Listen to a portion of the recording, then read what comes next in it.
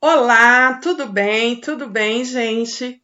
Prazer em revê-los aqui na nossa terceira aula, né? Nossa terceira e última aula dessa nossa série da avaliação diagnóstica.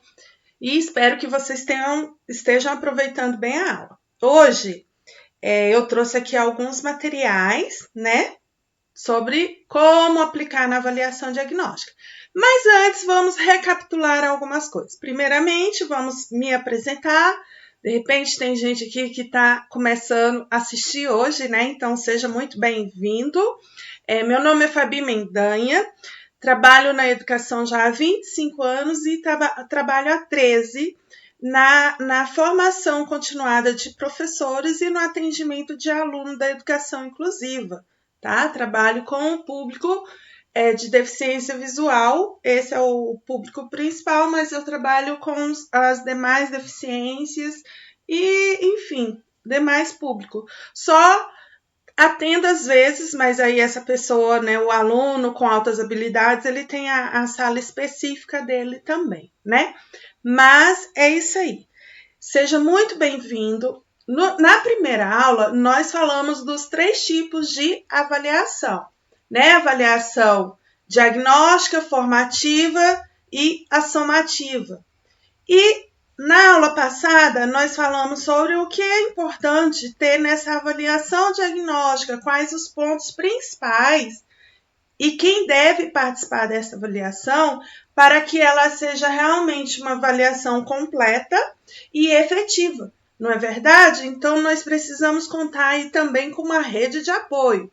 Se é o professor da sala de recurso ou se é o professor regente, ele não deve fazer isso sozinho, ele deve procurar apoio, porque aquela história, né? 2 cabeças pensam melhor do que uma. Então, você deve aí contar com o apoio da família para você colher informações importantes no seio familiar, né?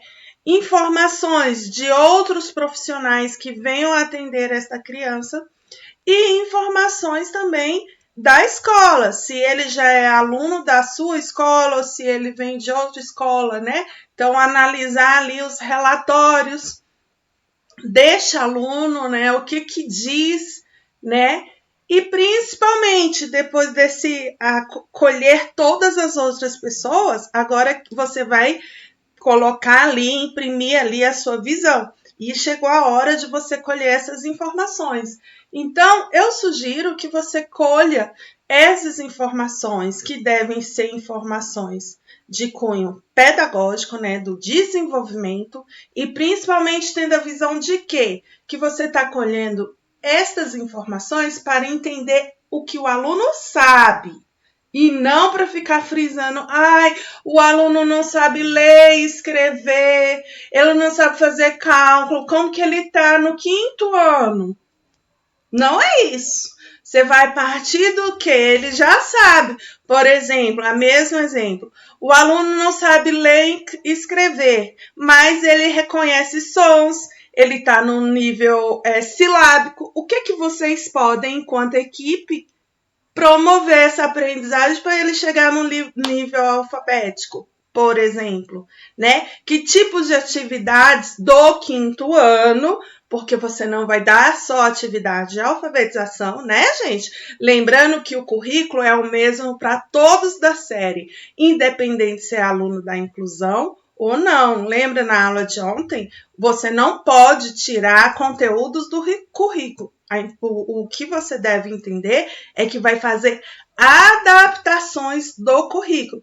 Então, que tal simplificar essas atividades do mesmo conteúdo para que ele possa ir evoluindo na sua aprendizagem? Esse é o foco, tá bom? Então, vamos lá. Hoje eu trouxe aqui algumas atividades práticas, e aí aqui eu estou apresentando algumas que eu vou deixar o PDF, tá, gente? O material no grupo do WhatsApp. Então, eu trouxe aqui alguns materiais para que você possa fazer essa avaliaçãozinha aí com essa criança. Primeiro, eu trouxe tanto aqui o PDF como alguns materiais práticos aqui comigo, tá? Então, por exemplo, você vai avaliar a percepção visual dele aí, né? Vamos começar por esse ponto de percepção visual. Então, trouxe aqui uma atividade de algumas formas e ele vai identificar essas formas. Então, olha só, ele vai pintar essa pizza aqui, né? Tem uma pizza com formas triângulos, quadrados, corações, estrelas, não só formas geométricas. E ele vai pintar de acordo com as cores e depois ele vai classificar ali, né? Colocando as quantidades de cada. Quantos quadrados verdes? Quantos triângulos laranjados? Isso aí você já consegue avaliar, porque ele sabe de forma, de cor, de quantidade, como está a contagem dele. Eu trouxe atividades, tá, gente, de início de alfabetização. Isso não quer dizer que você não possa adaptar para o nível do seu aluno, tá bom? Se for um aluno maior, por exemplo, trazer aí uma imagem de uma arte de Romero Brito, por exemplo, para compreender ali as cores, né? Fazer uma interpretação da imagem, né? É uma ideia. Então, eu trouxe aqui em folha este aqui, ó, que também, além de trabalhar a percepção visual, as cores, olha, trabalhamos aqui uma sequência lógica, que ele vai ter que ir pintando os quadradinhos, seguindo essa sequência. Não sei se dá para ver aí. Dá para ver, né? Então, é uma ideia também. Eu vou deixar o material, tá? Lá no grupo, tá, gente? E, por favor, tem lugar de você me dar o seu feedback dessa aula. Tanto aqui, quem está no grupo, exclusivamente no grupo, embaixo da aula tem um campo de comentário. E também, para quem está lá no Instagram, por favor, vai ter um post da aula de hoje e você vai lá e faça seu comentário, que eu fico muito grata. Agradeço que todas as aulas tenham um comentário para eu também me avaliar e ver o que eu posso oferecer mais para vocês, tá bom? Então, essa aí é uma avaliação, uma atividadezinha muito simples, que depois, lembrando que todas essas informações que você colhe, depois você tem que fazer um relatóriozinho simples, né, gente? Um relatório bem simples, falando o que essa criança compreende. Aqui, vamos de adição. Então, eu coloquei aqui umas adições bem simples, que tem ali e aqui também tem, olha. Então, para aquelas crianças, principalmente de sala de recurso, eu gosto de usar atividades mais lúdicas assim, tá, gente? Porque, como eu falei, sempre tem que partir de um papo, de uma brincadeira. Então, eu tenho material dourado, que se a criança apresentar essa dificuldade aqui nessa adição, eu entrego para ela fazer junto. Palitinhos, então você entrega ali material de contagem, tampinhas, fichas, para facilitar essa aquisição. E lógico que você vai fazer as suas anotações. Se ela fez, né, o raciocínio mental, de cabeça, se ela precisou do recurso concreto. Então, isso tudo você vai colocando, porque isso é o quê? Subsídio, informações para a prática na sala de aula, informações para a prática na sala de recurso, tá? Porque só chegar com material adaptado em folha para uma criança que não tem essa abstração, não vai surtir efeito, não é verdade? Então, vamos lá. Depois que ela realizou as adições, né? Aqui, nessa aqui também, eu tenho aqui, ó, colocar em ordem crescente, em ordem decrescente. Eu posso pedir esse aqui na folhinha, eu posso pedir essa informação de ordem crescente e decrescente aqui na folha também, onde eu coloquei o quê? As adições e pedi para ele escolher 5 resultados e escrever por extenso a resposta. Então, eu geralmente deixo assim o espaço em branco, porque eu também percebo a organização espacial da criança, se ela vai fazer uma sequência, né? 1, 2, 3, 4, 5, ou se não, ela vai pôr ali. E desses resultados, eu posso pedir para ela também que ela coloque em ordem crescente e decrescente. Então, você veja, de uma atividade simples de a adição, eu consigo produzir mais o quê? Mais 2 atividades ou 3 atividades aí, dependendo dos meus insights na hora. E isso tudo eu sempre estou ali perto, observando, tá? Isso é importante, esses momentos, como eu falei, é importante você tanto fazer momentos individuais, que ele vai fazer sozinho, sem a sua interferência, e momentos ali, momentos coletivos, onde cada um vai fazer ali na sua mesa, né? Coletivo que eu falo é a turma toda, tá? Que você vai estar dando as informações de forma geral ali para toda a classe. E depois você faça algumas, dependendo se você perceber ali dificuldade de algumas crianças, porque tem criança que vai fazer com muita facilidade. Outros você já percebe algumas dificuldades. Então, nesses que você percebe mais dificuldade, você vai promover momentos individuais ali para você conhecer ela melhor, para você entender melhor as dificuldades. Então, essas interferências vêm aí nesses momentos individuais, tá bom? Aqui, ó, é um foguetinho também. Eu tô fazendo assim porque tem duas câmeras aqui, tá, gente? Então, aqui tem um foguetinho que também é para colocar o quê? Em ordem decrescente. Então, tudo isso são conceitos importantes. Aqui, olha, atrás, gente, eu faço isso mesmo pegando de livrinhos da internet, olhando, eu monto, tá? E vou fazendo, plastifico, porque aí outras crianças podem utilizar. E aí eu vou elaborando minhas atividades. Aqui, ó, subtração que ela vai fazer. Aqui tem os desenhos, mas se eu perceber que ela está com dificuldade, ofereço material concreto, tá bom? E também nós temos as fichas. Eu vou mostrar aqui na tela, vou compartilhar com vocês a atividade escrita que eu fiz de subtração. Também subtração simples com reserva e que ela também vai escolher 5 resultados e escrever por extenso, colocar em ordem decrescente, né? Então, é bem legal isso aí, porque aí você já consegue ver algumas situações da criança. Aqui, antecessor e sucessor, né? Você está mostrando aí para ela. Eu também tenho atividades aqui de antecessor e sucessor. Tenho essas atividades aqui, ó, bem simples, também na folhinha assim, de adição e subtração. Então, veja, uma avaliação diagnóstica, ela é muito simples. O importante é que você faça essas atividades. Tem esse momento de fazer, sempre no início de ciclos, tá bom? Que você vai pegar os resultados disso e tabular nas suas fichas, né? Fichas de sondagem matemática, ficha de sondagem de linguagem, né? Às vezes, outras fichas também você pode colocar ali. Na ficha de sondagem de linguagem, eu sempre coloco, geralmente, a nível da escrita, de acordo com a psicogênese, né? A leitura desta criança e a escrita. Então, geralmente, eu coloco esses 3 itens.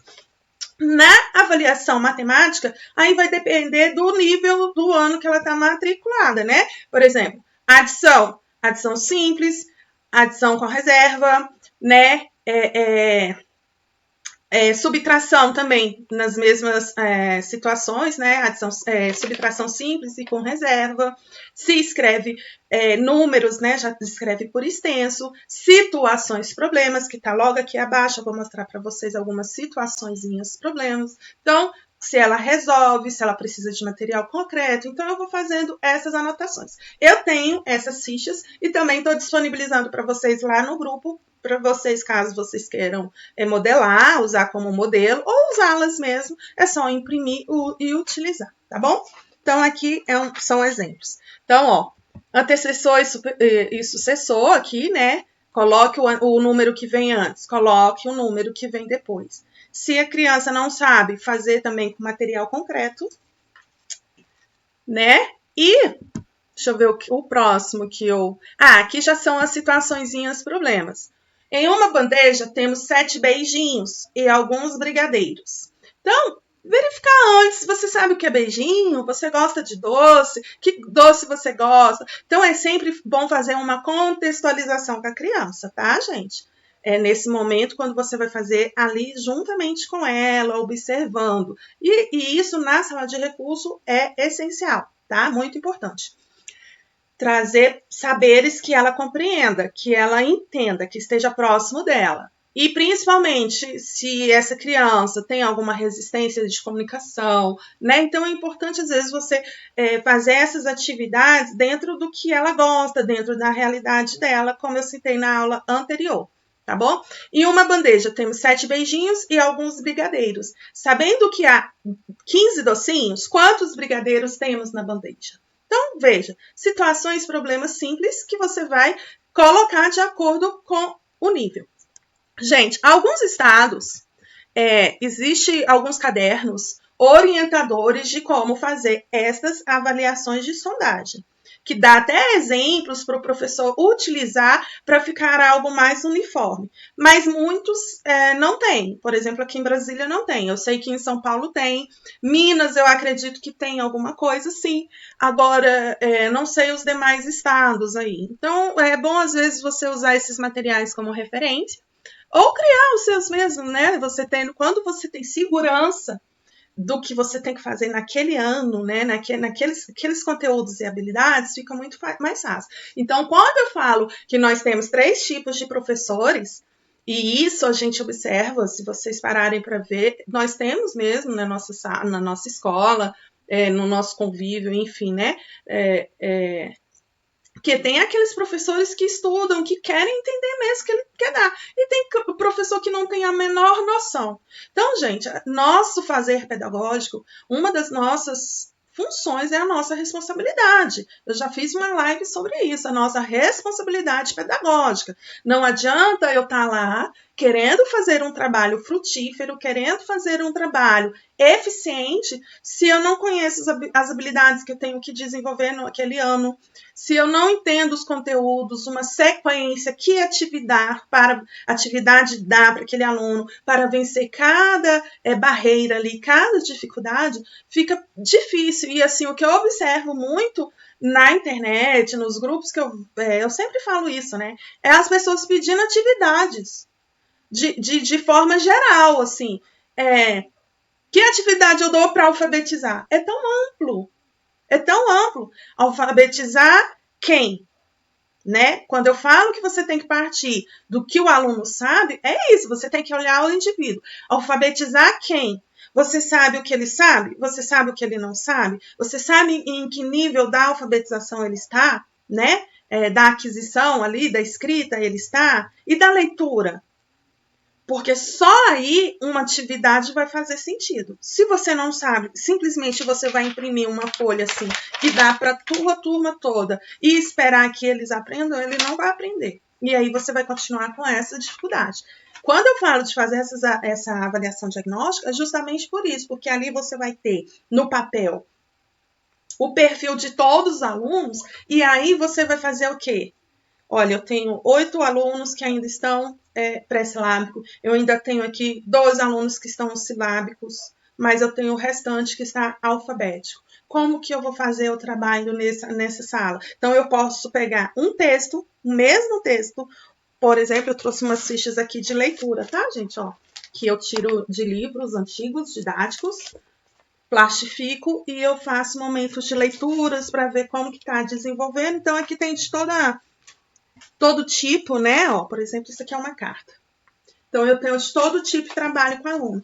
Por quê? Como que eu posso imaginar atividades para que aquele aluno pré-silábico vença, que aquele aluno silábico vença e aquele aluno alfabético melhore, né? Para ficar mais perto do ortográfico, né? Então, o que eu posso fazer? Então, é isso que eu posso imaginar. Quando eu tenho um mapa da minha turma, eu vou promover atividades só para aquele grupo.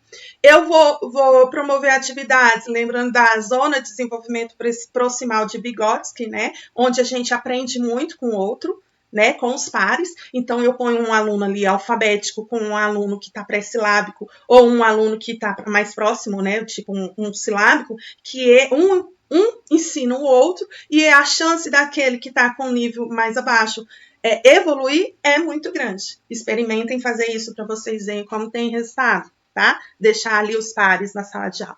É claro que nós estamos em um momento de aula remota, que já nós vamos estar no híbrido, né? Mas espero que dê muito certo isso aí. Vamos lá. Deixa eu pausar aqui um pouquinho. Bora lá, ó o barulho do vizinho. Ah, melhorou. Então, vamos lá. Aqui perto de casa tem uma obra que nunca acaba. E isso sempre, sim, tá aquele silêncio, aí eu vou dar aula, começa. Mas faz parte, né, gente? Então, vamos lá.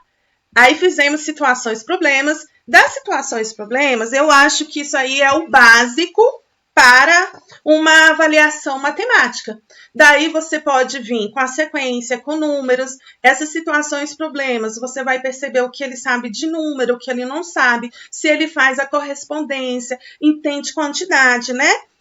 Você pode acrescentar aí diversas outras situações simplesinhas. Agora, para linguagem, eu trouxe aqui um livro. Olha só, é um livro de Ruth Rocha, Fantasma Existe. Eu gosto de partir o teste da psicogênese sempre a partir de uma história, porque eu acho que contextualiza mais e a partir da história eu posso trazer esse aluno, uma proximidade para esse aluno. Eu não vou ler essa história, eu vou deixar um link para vocês com ela, mas eu só vou fazer a introdução aqui para você ver quantas coisas a gente pode trabalhar. Quando estou distraído e de repente ouço um barulhão, eu tenho muito medo, porque penso que aconteceu alguma coisa ruim. Mas quase sempre é uma bobagem. Então por que é que os barulhos me assustam? Às vezes eu tenho muito medo de bruxa e de fantasma. Então olha só, você pode explorar as figuras, né? A história, contar, pedir para ele contar oralmente, ver qual a parte que ele gostou, que ele não gostou. Aí, se ele tem medo, quais os medos dele, por que ele tem medo, se ele já sonhou, já viu fantasma. Enfim, você pode fazer uma inferência enorme, né, de diversas coisas. E daí, a partir disso, eu faço o teste da psicogênese. O teste da psicogênese foi desenvolvido aí, né, por os estudos de Emília Ferreiro. Deixa eu ver se eu tenho um livrinho aqui. E Ana Teberowski, que parte a alfabetização, que nossa alfabetização é uma construção. Então, não adianta você trabalhar um conteúdo mais difícil se aquela base não está construída. Né? Então, você tem que se preocupar sempre na construção da base. Então, a criança tem que entender o que significa na palavra, né? O que é o alfabeto. Se a palavra é formada por... Se o alfabeto ele tem uma função específica para a escrita, que ele tem. Então, a criança tem que ter esse entendimento. Né? Então, a letrinha, o fonema da letrinha, uma letrinha com a outra letra forma o quê? Uma sílaba, que essa sílaba faz parte de um todo maior, que é uma palavra. E uma palavra tem significado, né?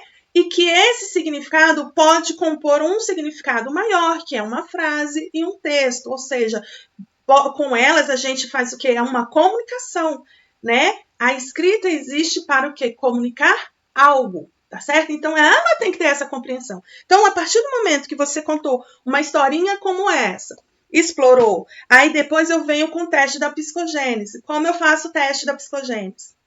Eu dito 4 palavras, geralmente tirada do livro que eu trabalhei, né? 4 palavras. Uma monossílabo, uma dissílabo, uma trissílabo e uma polissílabo. Daí, eu venho o quê? Com uma frase. Formulo uma frase, que geralmente também tem uma palavra aí monossílaba, né? E uma polissílaba. E daí, eu venho com o quê? Analisando essas frases, a frase. E geralmente essas palavras, eu já consigo colocar ali, perceber se ela entende só as sílabas simples, as sílabas mais complexas, né? E faço a avaliação do nível que ela está. Se é o nível pré-silábico, silábico, alfabético ou alfabético, e se ela está escrevendo muito bem, que ela já está ortográfica, né, gente? Tem gente que coloca aí pré-silábico com valor sonoro, sem valor sonoro. Eu ainda me baseio ali com garatujas, né? Se ela só está usando rabiscos, desenhos para fazer a representação, ou se ela já usa letras, ou se ela já sabe que existem letras, se existe um código para escrita. Então, tudo isso você consegue avaliar nesse teste. Então, eu sugiro aqui para vocês, baseado nesse livro de Ruth Rocha, eu sugiro as palavras luz, que tem aqui, bruxa, barata. E a frase, eu sonhei com monstro e acordei assustado. Então, olha só, monstro. Olha aí a dificuldade na palavra. Tanto na primeira sílaba quanto na segunda, né? Sonhei, o NH, assustados, 2S, né? Então, você perceba, se a criança vai estar construindo isso, e daí você consegue entender que nível tá. Sobre os níveis, eu também vou deixar um link, né, um material para vocês se aprofundarem, porque nossa aula não tem esse objetivo neste momento, tá bom? E a partir desse livro também, eu sugiro que ela produza um texto. Ou ela vai recontar essa história aqui para mim, ou ela vai criar um texto sobre, por exemplo, tenho medo de que eu tenho medo, eu sonhei, né? Enfim, daqui a gente pode buscar muitos temas. E aí depois eu vou avaliar também a produção escrita dela. Se ela escreve um texto com começo, meio e fim, se tem paragrafação, se tem coerência, né? Se tem entendimento, né? Uma coesão no que ela está contando, a ortografia dela como tá, né? Se ela já escreve alfabeticamente, se usa pontuação, se usa acentuação. Então, enfim, daí eu consigo verificar diversas situações. Eu recebi uma pergunta de uma professora falando assim, eu sou professora de espanhol e a professora do AE pediu para eu escrever como... Ela trabalha com séries finais, né? Pensar nesse meu aluno como se ele tivesse com 12 anos. Aí ela falou, mas meus alunos de 12 anos não escrevem em letra de forma. Gente, nós, professores de AE, temos aquela questão de formação que eu já falei para vocês. Nós temos que formar o nosso professor. Se eu não explicar para o professor como é que faz uma adaptação, uma adequação, como eu vou pegar esse conteúdo de espanhol e adaptar para uma criança, né, que tem essas dificuldades, a professora ela não vai conseguir fazer, né? Fazer um teste, uma avaliação diagnóstica para essa criança, para a professora poder adaptar, simplificar. Quando eu falo simplificar, gente, lembre-se nas metodologias. Eu não estou falando de tirar conteúdo. Eu estou falando em apresentar este mesmo conteúdo de uma forma que a criança aprende. Como vimos também nos módulos anteriores, nas aulas anteriores, as crianças aprendem de diferentes formas. Nós aprendemos de diferentes formas, né? Tem gente que só gosta de filme de comédia, não suporta um drama. Tem gente que só vê drama. Tem gente que só vê ficção científica. Por quê? Por causa dos interesses. A mesma coisa nos nossos materiais. Tá, gente? Então, feito isso, eu trouxe aqui uma matrizinha, tá? Dessa produção escrita. Aí você pode partir para alguns outros tipos de atividade. Ó, eu trouxe aqui também Um jogo de 7 erros, para que aí vai muito da percepção visual, né? O que ela tá compreendendo num desenho e no outro, o que ela percebe, o que tá diferente. Eu trouxe para vocês aqui também uma atividade de quantidade, né? Quantidade de frutas que ele vai complementar ali, completar as frutas que estão faltando. Então, você também consegue verificar se ele entende esse conceito de falta, sobra, falta. Aqui tem outras atividades matemáticas, né? Para complementar aí o que vocês precisam. Tá bom? Então, veja, uma avaliação diagnóstica é algo simples de se fazer. Dá trabalho? Vai dar mais trabalho do que você começar o conteúdo diretamente. Mas, em compensação, você acaba conhecendo sua turma. E aí, na hora de elaborar as suas aulas, né, fazer o seu planejamento, planejar atividades, você vai planejar assim, poxa, essa atividade aqui é muito legal, mas não são todos os meus alunos que dão conta. Então, eu vou fazer esta atividade para um grupo e esta outra para outro grupo. Ou então, eu vou pegar esta atividade, vou adaptar, né, facilitando ali a comunicação, o entendimento, a resolução para este grupo aqui que está mais ainda precisando de mais informações para alcançar o conhecimento. Entende? Então, o objetivo dessa avaliação diagnóstica, então, é muito importante que se faça. Tá? Então, depois, você com essas fichas prontas, na hora de construir o seu relatório, você tá mamão com açúcar. Você já tem tudo ali, as fichas dos alunos. Na hora de construir o relatório, você não tem que ficar quebrando a cabeça, porque já está ali. O aluno é alfabético, ele sabe fazer adição, subtração e multiplicação, já faz a divisão ou está em processo, enfim, né? Conhece as 4 operações, você só tem o prazer ali de redigir. Mamãozinho, facinho, simples e vai, tá bom? E no atendimento de sala de recurso, também você te dá direcionamento do que o aluno sabe, o que você precisa evoluir aí com ele, porque quando você faz essa abordagem individualizada, você vai perceber outras questões que não é do conteúdo que nós temos que trabalhar, né? A autonomia da criança, segurança, autoestima, independência, se ele ainda é muito retraído, a proatividade dele, a organização, organização espacial dele, lateralidade. Então, nós vamos fazendo esta percepção também para desenvolver as nossas atividades complementares de sala de recurso. Tá bom, gente? Então, esta aula aqui é uma aula que eu espero que vocês tenham gostado muito das informações que eu trouxe aqui para vocês. Foi feito com muito carinho. E esta aula, ela faz parte do meu curso, tá, gente? O meu curso Inclusão Sem Segredo, eu vou abrir as vendas para esse curso, né? Quem me acompanha aí, já tem gente perguntando, agradeço demais. A partir de amanhã, né, eu vou abrir o carrinho. E quem está lá dentro do meu grupo de WhatsApp vai receber o link de inscrição no curso 1 hora mais cedo, que eu vou disponibilizar, né, especialmente para esse grupo, para que ele tenha a chance de comprar antes dos demais públicos. E é importante eu informar algumas coisas para vocês. O que tem nesse curso, né? Porque que eu gostaria de ter você como aluno.